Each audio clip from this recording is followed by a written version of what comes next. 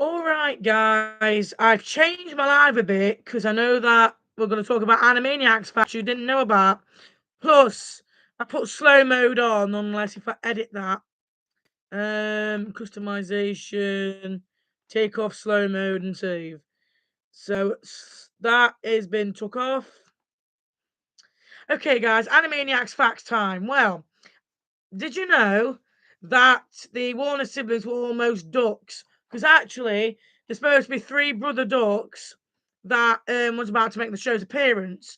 But Tom Ruger who created it, and Steven Spielberg, who people know who that guy is, would actually get back to the drawing board. Because actually, some Animaniacs facts you didn't know. It's just that if you have you seen the show, have you not seen the show? Because I've seen the show about 4 or 5 years ago, even though I weren't born in the 90s. So to be honest, it's amazing. It's an amazing show, and it's just that Animaniacs fact you didn't know. If you want to know what kind of animals the Animaniacs are, people say they're half dog, half cat, half anything. So, and then that's why. So, Animaniacs was about to be three ducks, but they've seen how popular the duck market is. There's Darkwing Duck, Daffy Duck, Daisy Duck, Donald Duck, Plucky Duck, Darkwing Duck. No, I've already said Darkwing Duck, haven't I? And they went, no, we're not doing that. So they went back to the chalkboard, and then they created three brothers and one sister. So three brothers are Smacky, Wacky. No, forgot. Was it Stacky, Wacky, and Smacky and Dot? Stacky, Smacky, Wacky, and I don't know, because actually Stacky had trousers and transformed into Yakko. So the reason why Yakko's so tall, it's because there used to be four Warner siblings, and actually used to be Smacky, Wacky, and I think Stacky and Dot.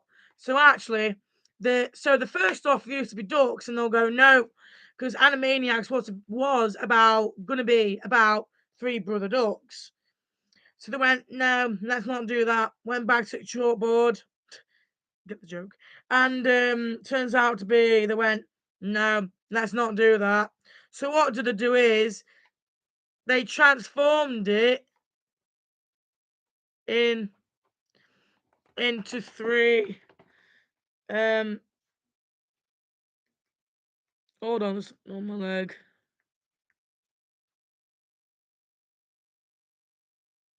All right. So they transformed it into four Warner siblings, three boys and a female. So I'm just gonna call the tall, skinny one Stacky. So Stacky, Wacky, No, what was the four Warner? Smacky, Stacky, and Wacky. No, what was it? Those four Warner siblings. There's Dot, but the early version of Dot Warner had a little bow in her hair. But then since the one of the brothers morphed to Yakko, Smacky and Wacky combined it into Wakko, because you had Smacky with the green sweatshirt on and the cap on backwards, and you have Wacky who is wearing blue shorts with his tongue hanging out. So they thought, you know what? Let's just smash them together, and boom, you get Wakko. So the reason why Wakko has his tongue out all the time in the cartoon, it's because Wacky had his tongue out the entire time, and then Wacky and Smacky combined it into Wakko, and that's why Wakko normally has his tongue out during the cartoons. But there's only one character that hasn't changed, and that is Dot. Because in the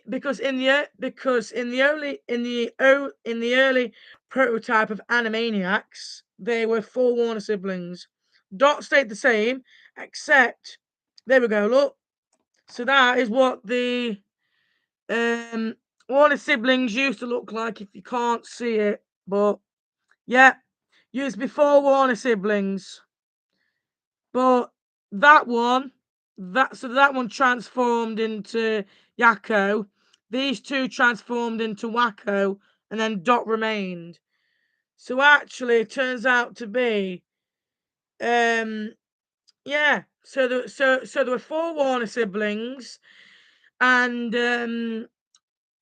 one of them transformed into Yakko. Other two morphed in, compared into Wakko, and then Dot just remained really. And turns out to be the catchphrase, what when they say when they meet, the catchphrase of like "good night every," like Yakko's favorite catch. I don't know where Yakko got the catchphrase "good night everybody" from, because it's something what he normally says, but turns out to be. Also, did you know that when they say hello, I know that for a fact. When Yakko and Wakko says hello nurse, because actually that was used for another cartoon for Buster Bunny to say hello nurse to Bugs Bunny, but they scrapped that idea and moved that over to the Animaniacs, and now they use it. And yeah, it's just I can't I don't know how to do it.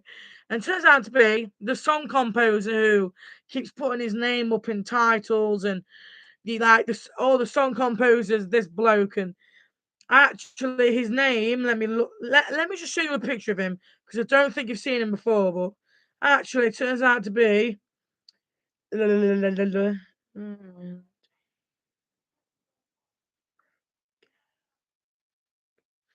So this bloke here. Hold on. Let me find a good picture. Hold on. No, I've come off of it. So Yaku Waku and Dot was about to be ducks, but then this nice gentleman here. Can you see him? Can you see? Can you see him? Can you see him? You can't see his face. You can't see his face though. But actually, that is Randy Rogel, and he's the one who did the Animaniacs songs, like the states and the capitals, the countries of the world, I'm Mad, Dot's cute song, everything. So basically, there's countless of songs that he does really, and then him and Rob and his friend Maurice normally go out for like Animaniacs live, and I really like going live, to be honest. So actually, if you can't see, that one's Randy Rogel and Rob Paulson. So yeah, Rob Paulson does the voice of three characters in that Animaniac show. He does Yakko, Pinky, and Scratch and Sniff. How do I know that? Because I've been seeing him at Comic Con. The other two, um, Wakko and Dot, the other two decided. Well, actually, there's a funny story about good old Mr. Harnell, because actually, Jess Harnell was brand new to voice acting. No joke.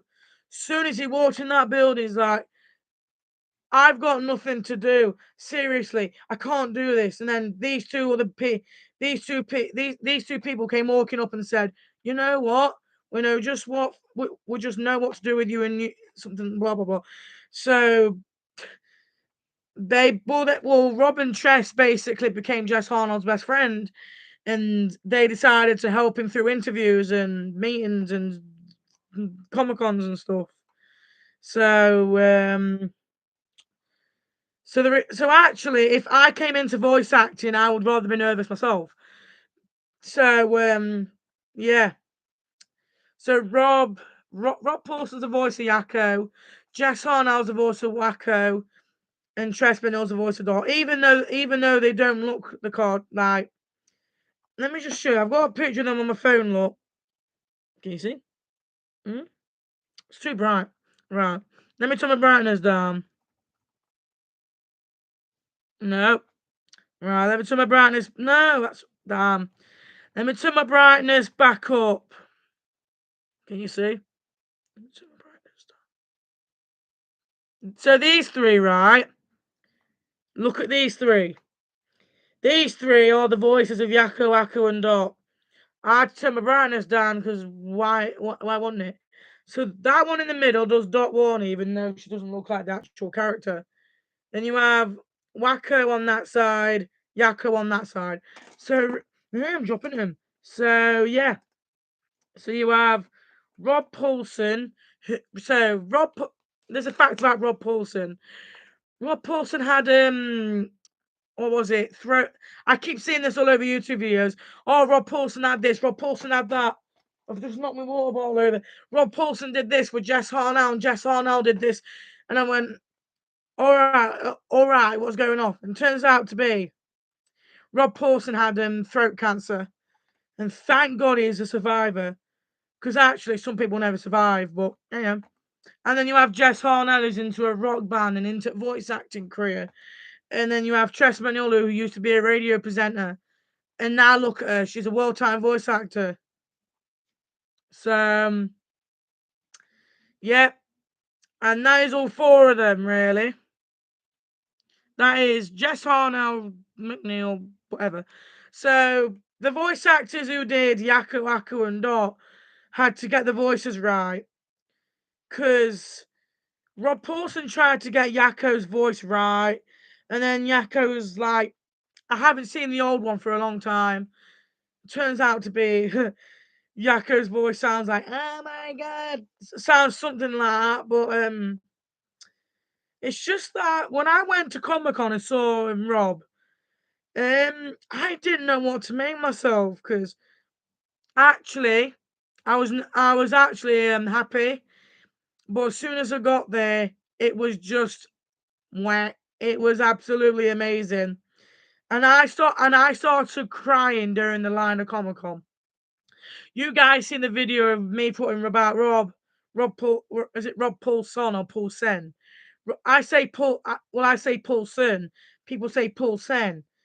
Paulsen. Ha! Um, turns out to be I met Rob a couple of months ago before the end of this year. And he was absolutely amazing. As soon as I walked up and I saw him face to face, that's when I couldn't contain my excitement. And as soon as I seen Rob, he gave me the smile. I went, oh my god. And then as soon as I hugged him, I felt like, oh my gosh, I was actually hugging Yakko then. So the reason why they create, and actually Yakko, Wakko, and Dot, the three cartoon characters you see on my YouTube channel, does sorry, does Riot on my YouTube channel, which are these three. They are remodeled after Tom Ruger's kids, because Tom Ruger's kids was the models of Yakko, Wakko, and Dot, and then they took the model from there and they've made them in like Yakko the tallest, Wakko's more of the medium, and Dot's like the midget of the group. So Animaniacs, Animaniacs was produced in 1993. Then he went over to 1990. No, that can't be true because if it ended in 1998, but then it made a movie Wacko's Wish in 1999. That don't even make sense. Seriously, why would they make Animaniacs in 1993, cancel it, and then do Wacko's Wish? I don't get it. But to be honest, it's their creation. So yeah, you you guys can comment, ask me questions of anything you want to know about Animaniacs or whatever, and I'm ready to answer them. So, like, if someone said, "Oh, Sky, how do you know the Animaniacs?" or something like that, just ask me a bunch of Animaniacs questions, or if you don't know the show, ask me about anything. Ask me about the YouTube channel, or my videos, or how my Warners are doing, or how do I play my video games. Speaking of video games, before I end this live later on in the night, I am making a Hello Neighbor special, New Year's special. Be prepared. Be prepared. Be prepared for the Hello Neighbor special on New Year's Day. No, New Year's, sorry. Hello Neighbor, New Year's special. Get prepared for that. Right. I had to put it in there, cause so So the reason why, so the voice actor for Wakko, aka Jess Harnell, had to go through all the Beatles. I can't even do the Beatles, and turns out to be he did John, no, I forgot the names now, but there was one that fitted Wakko, and you know, and then all of a sudden this person brought Jess Harnell like a little Wakko statue. As soon as he looked at it, and soon as he seen how small he was, he raised his voice. He raised Ringo's voice higher and higher. And that's how Wakko was born, really. Just two Warners morphed into one. Ringo Starr voice with a helium balloon. And that is it. That's how Wakko was made. And that's how Wakko is one of the well, actually, Dot's more of a puny little sibling, like small sibling. Well, Wakko's more of the medium, and Yakko's the tallest of the trio. So the reason why they called it the Animaniacs, because the kids, that they're insane, and then they just go all over the place. So yeah, I'm going to find a video of the Animaniacs facts just for you. And by the way, there's about 107 of these, so these might keep you entertained. Sorry if I'm not going to be talking for the rest of the thing. So basically, it's 107 facts about Animaniacs. I'm gonna put that on for you, and I hope you're gonna like it. Hold on. 1983, Steven Spielberg brought us a very different kind of project. Not a sci-fi, not a mystery, not even a horror film, but rather a zany cartoon about the Warner Brothers. Who knew these wacky siblings would leave us with so many memorable songs, amazing celebrity cameos, and some epic segments like... What do you think of my new acoustic cover? Today we are checking out how this Cool. silly yet witty series got started and got everyone to remember... Hold on, let me just pause this video for a minute. Cool. Aye.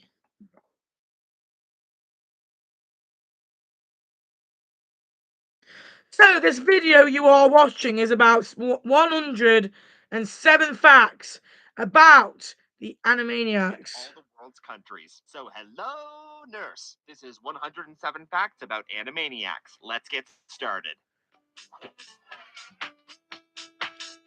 Animaniacs, sometimes known by its full name Steven Spielberg Presents Animaniacs, was an animated comedy series created by Tom Ruegger and produced by Amblin Television, aka Steven Spielberg's production company. Before his Animaniacs days, Tom Ruegger had worked on other benchmark cartoons like He-Man and the Masters of the Universe, A Pup Named Scooby-Doo, and Batman the Animated Series. Yes, this man created your childhood. If you were a child in the 80s and 90s, that is. You may be silently pondering, Spielberg produced this show? Wasn't he the Schindler's List guy back then? Why was he producing a cartoon? Remember, Spielberg also produced Who Framed Roger Rabbit and produced that's several true. other 90s tunes, such as... This is 107 facts about the Animaniacs. And Freakazoid. Animaniacs is actually a spin-off. Its history begins with Tiny Toons Adventures, another animated show from Warner Brothers, and executive producer Steven Spielberg. After Tiny Toons became a huge success, Spielberg asked producer Tom Ruegger and his team to work on a follow-up cartoon. Animation style of the show is intended to be a throwback to the 1930s. The Warner siblings themselves are meant to look like cartoon characters from that time period, like Felix the Cat or early Mickey Mouse. In fact, before the show premiered, a giant yakko-shaped balloon was placed on top of the Warner Brothers water tower. You know who didn't get the memo? Bob Daly, a studio executive. He thought the balloon Search this up when you finished. Mickey Mouse. By the way, there's a YouTube name. The whole stint lasted less than 12 hours. Following that ordeal, there were concerns that the Warner Brothers looked too much like Mickey Mouse. To fix this, Daly had Yakko and Wakko's smooth character designs rounded out and added side whiskers to further differentiate their shapes from the Disney mouse. Some segments were already finished by the time the redesigns were pushed out. The Animaniacs team had to rush the updates to the animation studio to stop any further developments with the Mickey-esque designs. The very first episode of the show aired on September 13th, 1993 on Fox Kids. That means that this fall, the show turns 24 years old. Feeling old yet? The Monkey Song was almost pulled from the first episode. The Warner Brothers legal team really brought it down to the wire and didn't clear the rights for it until the day before the episode was broadcasted.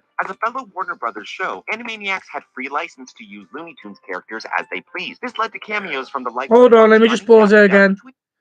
So basically, those are the Animaniacs facts. I will play more in a minute. I just need to type this answer to my boyfriend. We'll go on YouTube. Oh, put the. It's time for Animaniacs, and we're zany to the max. So just sit back and relax. You'll have to go out from. So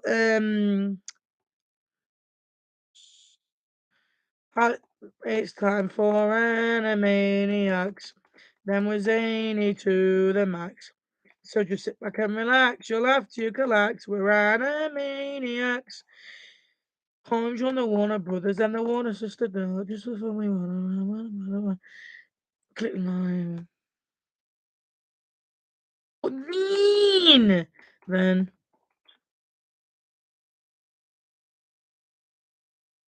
Oh, so far we're on fact number 11. We'll redo it after this. Hello, neighbor, New Year's. Come on, let's get in there. Hold on. United States, Canada, Mexico, Panama, Haiti, Jamaica, Peru, Republic of Dominican, Cuba, Caribbean, Grenada, San Salvador, too, Puerto Rico, Colombia, Venezuela, I go to Hannah still.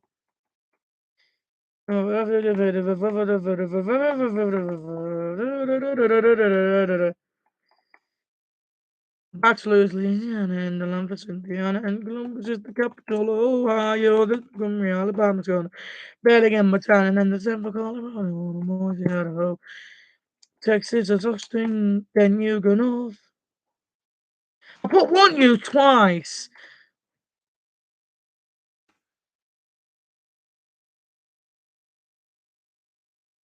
Right. So since I've answered that question, let's get back to. By the way, if you want to know who this YouTuber is, this is the Animaniacs 107 Facts, but it's the channel Frederator. Now let's continue playing this wherever the play button is. There it Led is. to cameos from the likes of Bugs Bunny, Daffy Duck, Tweety Bird, and Porky Pig, among others. That's what I call a celebrity appearance. Following the footsteps of its parent show, Tiny Toons Adventures, every episode of Animaniacs featured at least one original orchestral score. Yeah. This was at the request of Steven Spielberg, because when you're him, you can really embrace the simpler things in life, like demand original orchestral scores for your huge animated side project. You know the expression, it takes a village? That Hold on. is extremely true when it comes to composing music. For the score, the production used a 35-piece orchestra and No, no, don't want Brian Adams Christmas. Oh, this is going wrong. Animaniacs, 107 Facts. orchestra and There we go. all together. That's even bigger than the Animaniacs cast, which that's saying something. The score was intended to evoke a feeling of composer Carl Stalling's Looney Tunes arrangements. To that end, the Animaniacs score was recorded in the same studio. If you didn't see, pause this video and then you'll see Rob, Jess, and Tress when they were young. Because Rob, yeah, black and white pictures. Basically, what? Here we go. Look, find the Animaniacs voice actors. I know where they are. So there's a load of these people, right? I can actually see them. Can you spot them? Can you spot them? Because I can actually see them.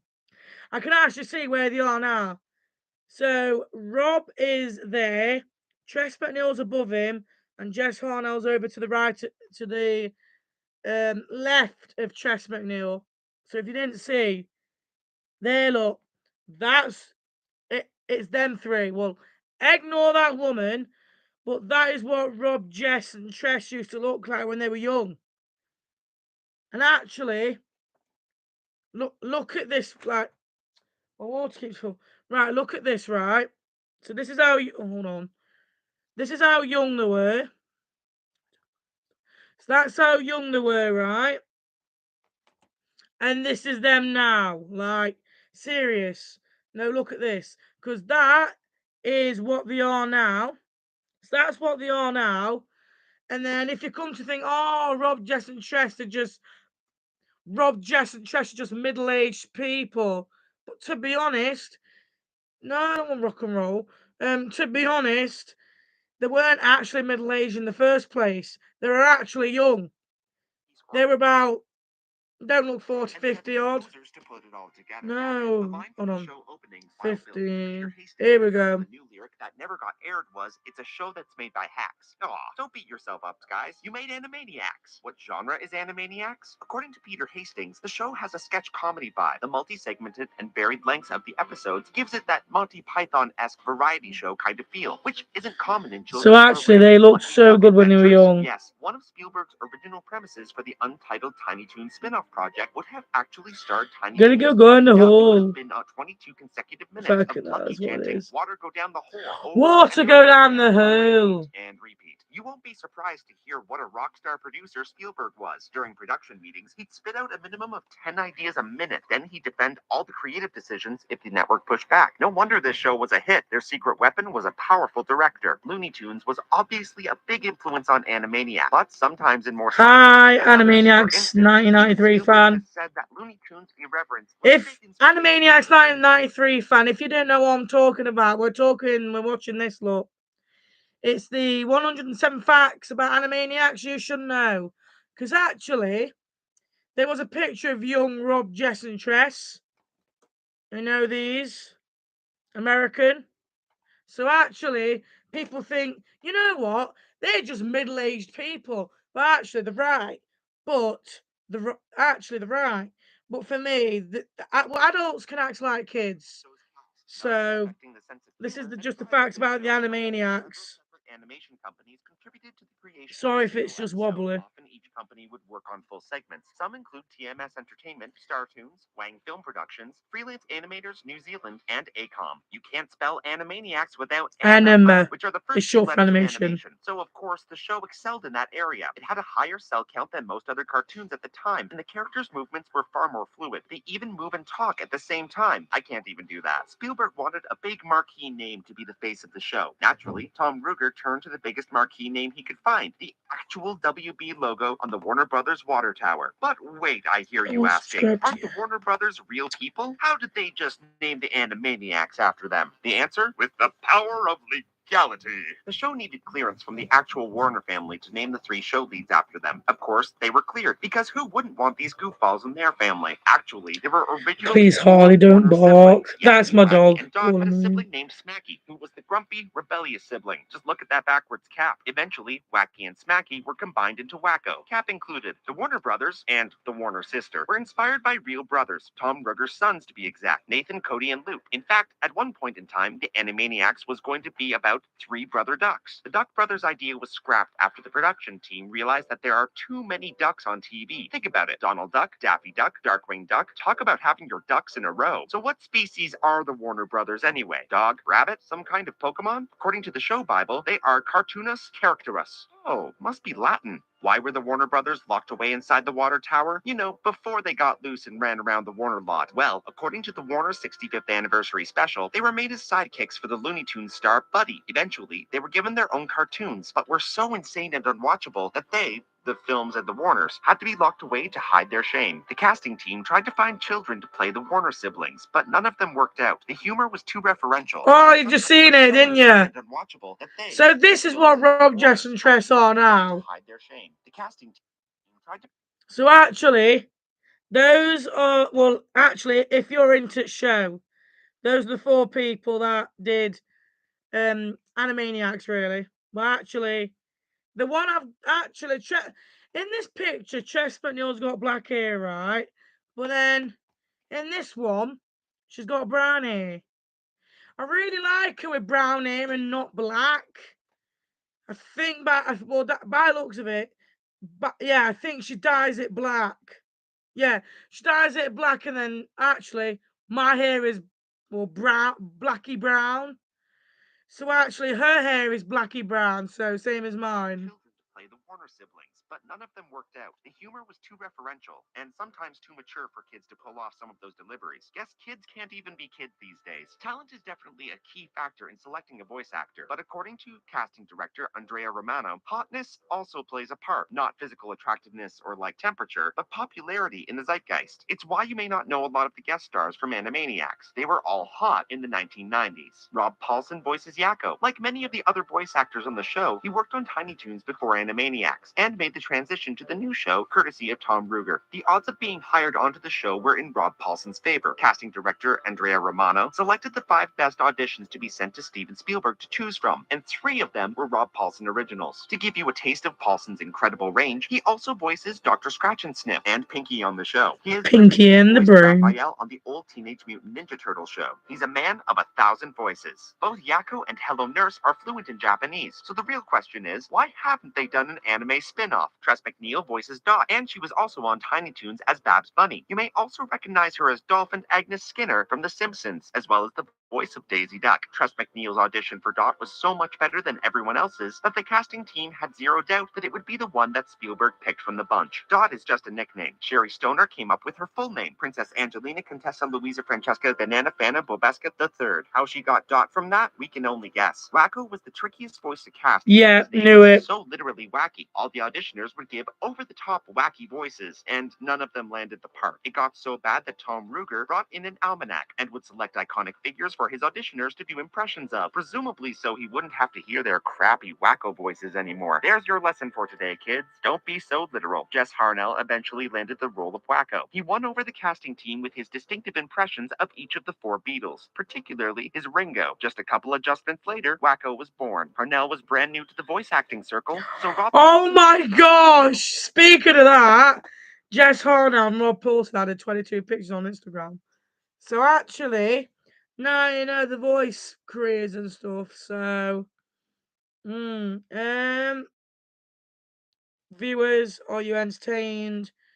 Because actually, that's them. There, look.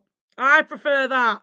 I prefer Tress MacNeille's hair brown and not black.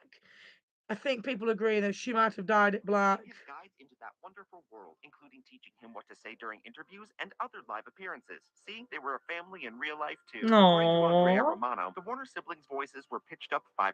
This not only gave them a more youthful tone, but also made them sound slightly non-human. Non-human related. The Warner siblings are not. Animaniacs had a whole slew of potential supporting characters that never made it to air. Here are some facts about those projected designs. First off, Nipsey and Russell, a masked duo of raccoons who hit the streets in the night as con artists. Spielberg ditched that idea because the show had so many dynamic duos as it was. Then there was As the Petri Dish Turns. This was going to be a microscopic As look the into world soap opera turns. starring a single-cell organisms. Not gonna lie, I'd watch a season of that, but if bacteria leaves protozoa, I am rioting. The Flea family, originally from Tiny Toons Adventures, were also slated to make the jump over to Animaniacs as part of the supporting cast. They never made it in the end, maybe because a show about a bunch of dog siblings with fleas doesn't sound like any fun. Last but not least, we have Bossy Beaver, who was obviously pretty bossy. The Big Beaver boss was based on Ken Boyer, a Tiny Toons artist who was known for his work ethic. Bossy Beaver's mission was to build the best damn dam ever, an effort which would have been thwarted weekly by his sidekick, Doyle. The final say on all of these potential characters fell to the one and only Steven Spielberg. He was still busy making all those iconic movies, but set time aside to hear about the misadventures of the Warner siblings and their wacky friends, or to veto and discard the ideas entirely. It went both ways. Who has the power to overrule Steven Spielberg? His kids. Spielberg had originally cut Mindy and Buttons from the show until the junior Spielberg saw them and loved them enough to veto his veto. Now that's power. Speaking of kids, Wakko is 11 years old. He may say he's 7 in the Hello Nurse song, but the writers only wrote that line because it rhymed with heaven. But wait, doesn't 11 also rhyme with heaven? Wakko's gooky face is an homage to Harpo Marx. Both the name and the face, you know, with the puffed cheeks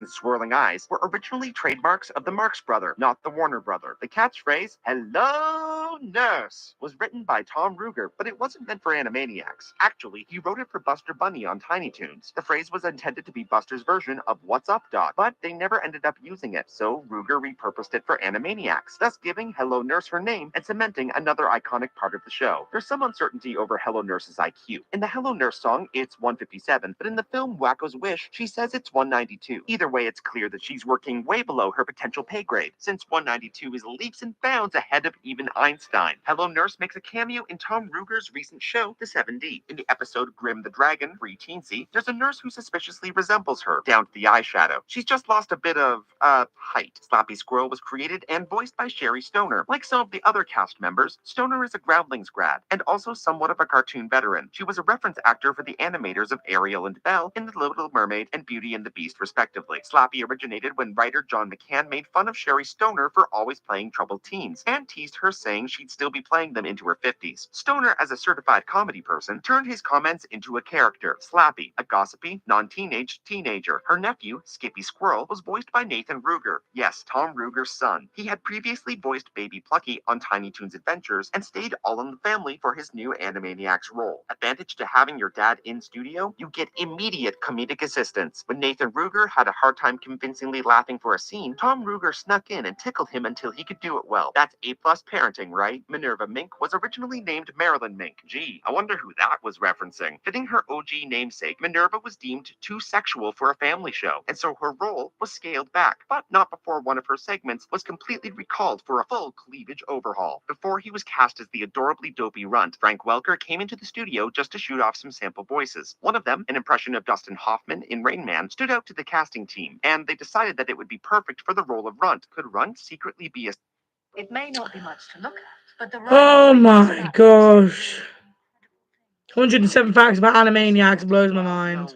No, probably not. Ricky Lee Jones was immediately chosen for the role of Rita, especially since she had just dropped a new album. The production team reached out to her and received an instant yes. But, as you may not know, Ricky Lee Jones doesn't voice Rita, so she changed her mind a week before the first recording session because that's showbiz. With little time to procure new local talent, Andrea Romano put together a list of 10 candidates, including frontrunner Bernadette Peters. Spielberg liked Peters, so they sent her a personally written note explaining the situation. They quickly received the reply, an absolute yes. Bernadette Peters always required special travel arrangements to get to the studio, since she had to bring her cat with her wherever she went. Was that like part of her process? Channeling her inner Rita? Chicken Boo was created by Deanna Oliver, much to Tom Ruger's chagrin. She kept bringing the idea back over and over until he finally caved and allowed the giant chicken to join the Animaniacs cast. The Good Feathers are a parody of, you guessed it, Goodfellas. Bobby is Robert De Niro's character. Oh, Bobby like Robert. Okay, yeah, makes sense. Pesto is Joe Pesci. Okay, Pesci, Pesto, little stereotypical, but okay. And Squid is Ray Liotta. Yeah, you lost me on that one. But then the God Pigeon is a play on The Godfather. Okay, mixing your gangster satires there. Rein it back in. Katie Kaboom was created by writer Nicholas Hollander. He based her off of his own teenage daughter, but hopefully not too closely. I'm sure she wasn't literally a giant Hulk monster, right? Right, Nick? The Good Idea, Bad Idea segments are narrated by Tom Bodett. Tom Ruger, Sherry Stoner, and her husband are all fans of Bodett's audiobooks, so they flew him all the way from Alaska to take part in the show. You may also recognize Bodett as the narrator from the Mime Time segment, or if not that, he did a Motel 6 commercial. So, for all you Motel 6 fans, get excited about that fact. The star of the Good Idea, Bad Idea segments is Mr. Skullhead. He was created by Sherry Stoner, long before Animaniacs. In fact, she had been drawing him since she was a kid. No bad ideas here, they all just sound good to me. Colin, the little kid who runs out of his house to talk about his friend Randy Beeman, is actually voiced by a Colin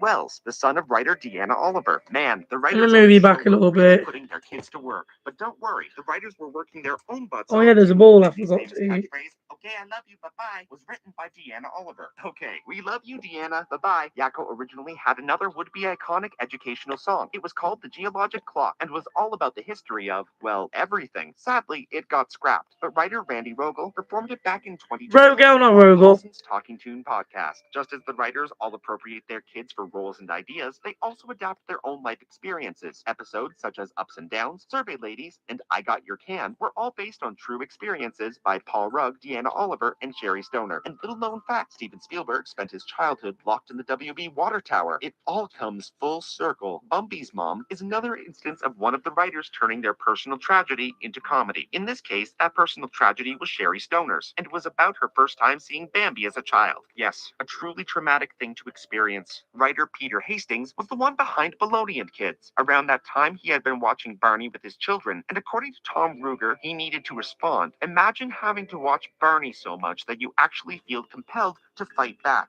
Keep fighting the good fight, Pete. Needless to say, the writers of the show had some strong opinions. They often got political too, although according to Spielberg, this was one of the places that the show really shined. The writers weren't afraid to insert a bit of that slant, knowing that there would be viewers with a different bias, but unwaveringly depicting their point of view anyway. That's actually inspiring. Do I hear trumpets? The Wheel of Morality segments were introduced for a twofold purpose.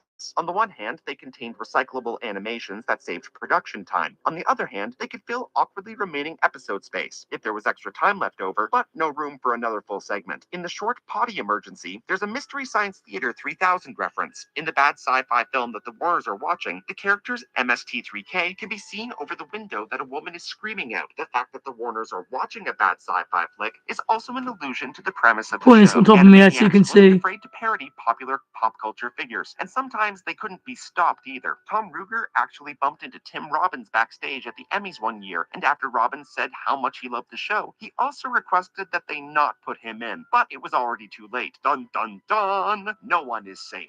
And now, comedy tips with Tom Ruger. Specificity is the key to a good joke. Wakko's obsession with dong knots, for instance, is just random and specific enough to be really funny. What's your randomly specific obsession? Let us know in the comments so we can get in on the joke. You're all familiar with the fingerprints joke, right? If not, look it up. It's a doozy and an anomaly how it got to air. According to Tom Ruger, it sounds like it was so distractingly funny that it made it from script to storyboard to animation to screening, and everyone was so busy laughing that they forgot to take it out. The Animaniacs contains a lot of adult humor, but what kind of joke were they immediately banned from making? Fat jokes. Steven Spielberg put a stop to that real quick, because even in the days of low PC cartoons, body shaming wasn't funny. Spielberg wanted to maintain a balance between cartoon violence and education. If the show strayed too far in either direction, it would isolate the other side of the coin. That's why the show never had an issue depicting violence. It always counterattacked it with the power of education. Yakko's World may just be the biggest thing to come out of the show, and the guy who wrote it wasn't even a writer for the show at the time. Randy Rogel was working on Batman, the animated series. He was helping his son with his geography homework when he realized that United States, Canada, Mexico, Panama rhymed. He left the room to write out all the lyrics, but obviously that wasn't a great song for The Dark Knight, so he gave it to Animaniacs, and shortly thereafter became a staff writer. There is an updated version of Yakko's World. Randy Rogel, who wrote the song, put the new lyrics together, and Rob Paulson sang it on his podcast, Talkin' Tunes. Check it out if you need to brush up on your geography, or if you just want Yakko's voice to remind you of your fleeting childhood days. Freakazoid, the star of another Warner Brothers animated series of his own, makes several cameo appearances throughout Animaniacs, like walking onto the wrong set in This Pun for Hire, as a party guest in The Big Rap Party Tonight, and on a TV guide in One Flew Over the Cuckoo Cloud. He's like your cousin from the town over, who sometimes stops by for lunch and steals your loose change. Animaniacs is full of episodic gags that you should keep an eye out for as you watch. Here are a few. First, the water tower gag at the end of each episode, where the Warner siblings pop out and yell something. Those scenes were great for the production team because they could reuse the same animation over and over again and just change the audio. Keep a close eye out during the credits. There was always a gag department section in there, like if at first you don't succeed, rewrite, or just wait until episode 100. Just wait and wait and wait.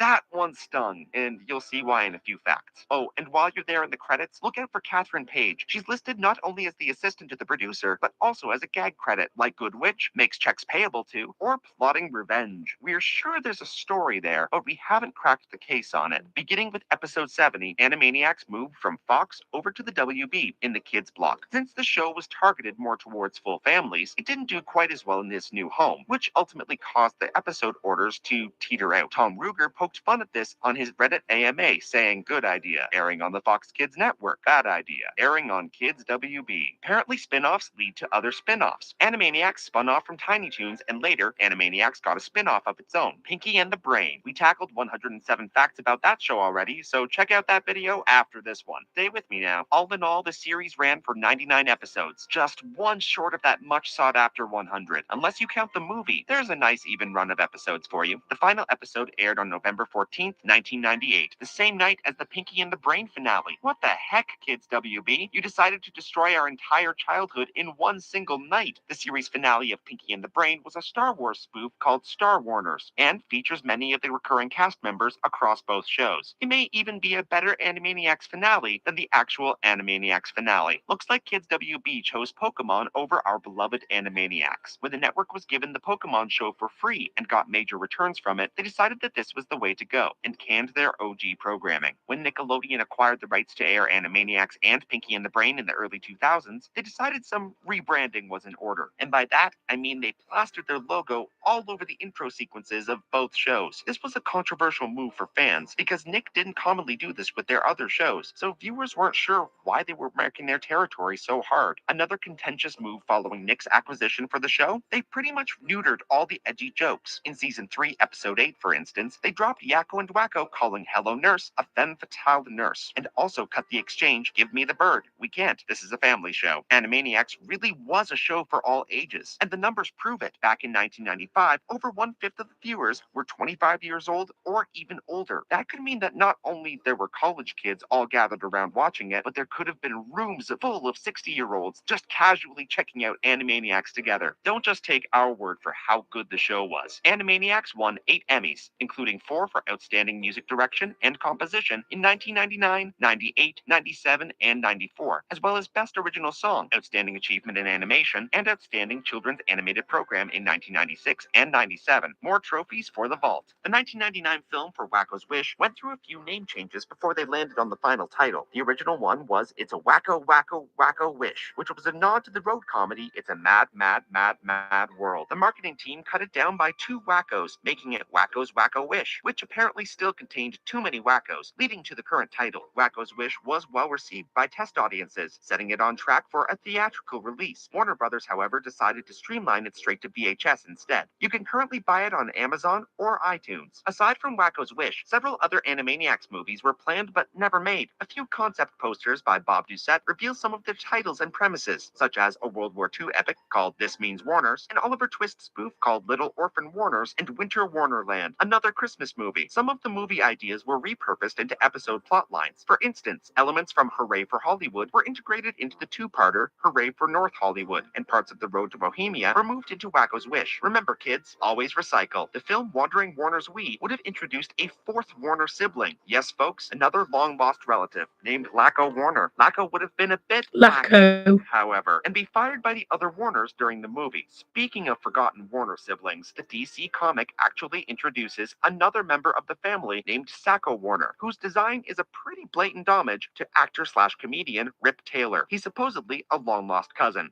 According to Tom Ruger, there are actually 2 fully recorded episodes that are filled with swear words and other blue materials. The voice actors had a field day with them. Presumably today, they're locked up inside the water tower along with the Warner siblings. The Animaniacs theme song was covered by the band Less Than Jake as part of their 2010 EP, TV/EP. Their variant line at the end of the song, covers are lamey. But maybe not this one. Do you wish Animaniacs was around today to comment on current celebrities and pop culture? So does Sherry Stoner. She still calls Tom Ruger with ideas on how Slappy would comment on OJ, the Kardashians, and President Trump. Quick, sign every internet petition so we can make this happen. Would modern audiences appreciate the Animaniacs? Based on Tom Ruger's infinite animated wisdom, we're assuming no. Modern cartoons, he says, have grown more niche than the ones in the 90s, and Animaniacs has way too broad an appeal to be desired by any networks. Aw, but what if your niche interest is broad appeal shows? That's it for now on these wacky Warners. I'm Joe, and thanks for watching 107 Facts About Wow, that just literally blew my mind, and I've got nothing to say. That just blew my mind. Seriously. I am flabbergasted and I've got nothing to say. How does he remember all of that? I'm absolutely flabbergasted. Yeah. So that was the Animaniacs facts that you should know. So I never knew that. For like, it always just mind blows me.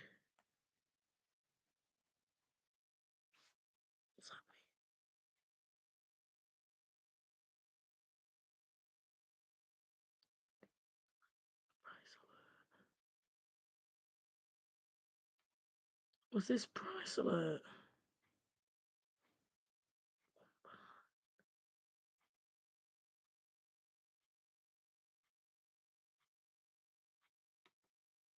So yeah, I'm going to end this live in a few minutes. I'm going to end it at 8:15, and thank you guys for coming over and watching. And remember, Hello Neighbours on its way.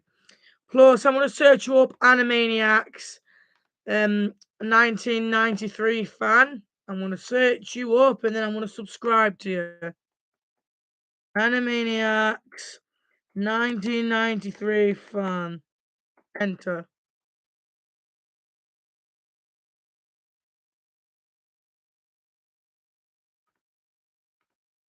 Without the spaces.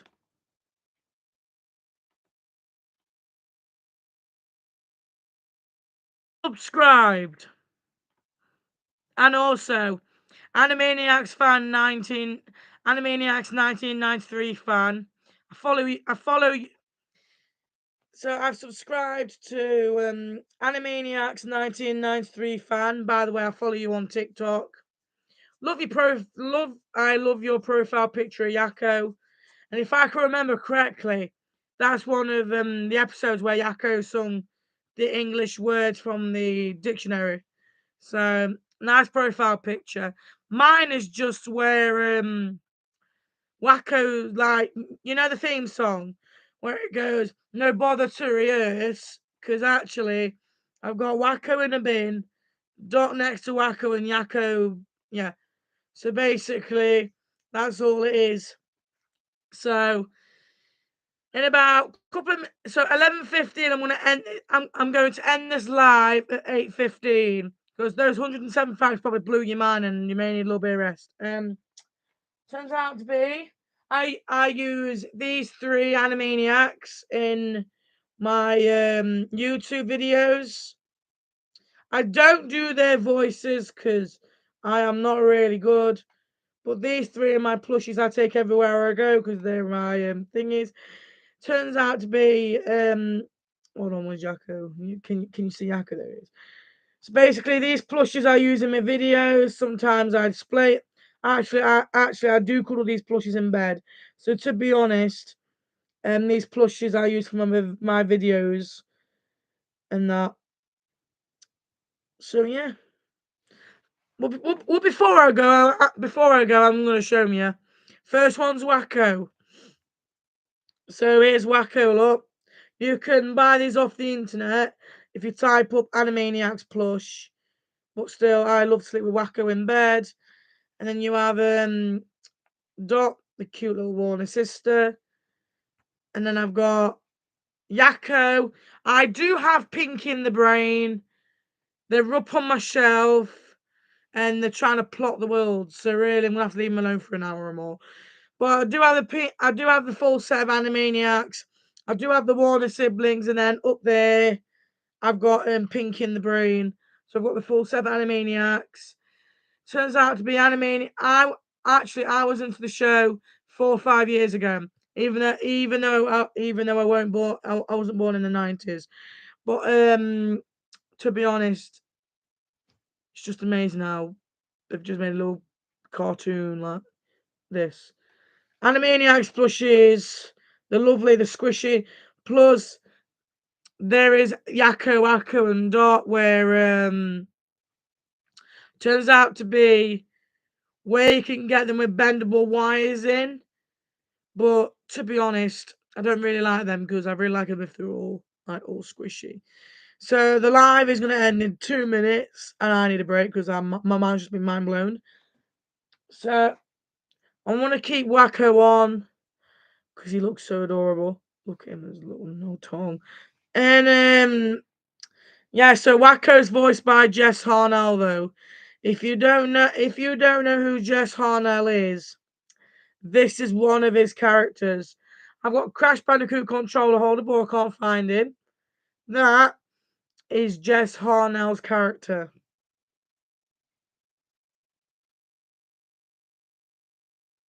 If you want to know, like, if you don't know who the voice actors are, look them up, but you might do. But this little character is voiced by Jess Harnell though for about, I think, 90 about a load of years. You can see I'm getting tired.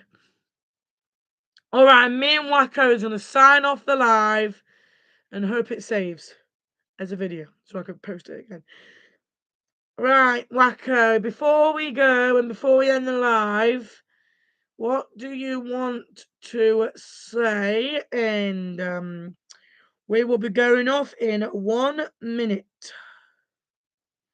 Just trying to find something more Wakko would say.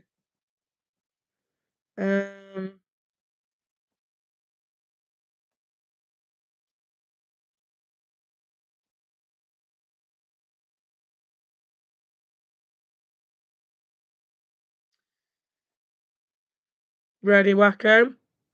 What do you want to say? Hold on.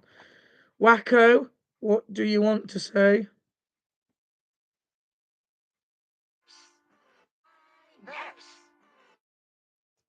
No. Hold on. Just don't stay a minute at soul off. Right. Wakko, what do you want to say? Um,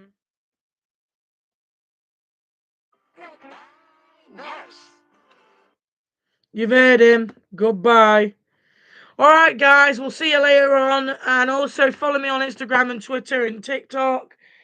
And you will be able to see me do lives then and wherever. Alright? I have to love you and leave you because I need a break after those Animaniacs facts. Alright, guys, it's Yakko Wakko and Not Warner Mask signing out. Remember, follow me on Instagram, Twitter, TikTok, and YouTube. I love you all, and I have to leave you all. Plus, the Warner siblings would as well, because they need a break after the video I've just been making with them. So, yeah, goodbye, guys. See you later. Tight, and I will do another live. I don't know when. Well, I will not be doing one next week because I'm at school. So, yeah. Goodbye, guys. Love you all. Remember, watch the Hello Neighbor video when I come out with it sometime, alright? Goodbye.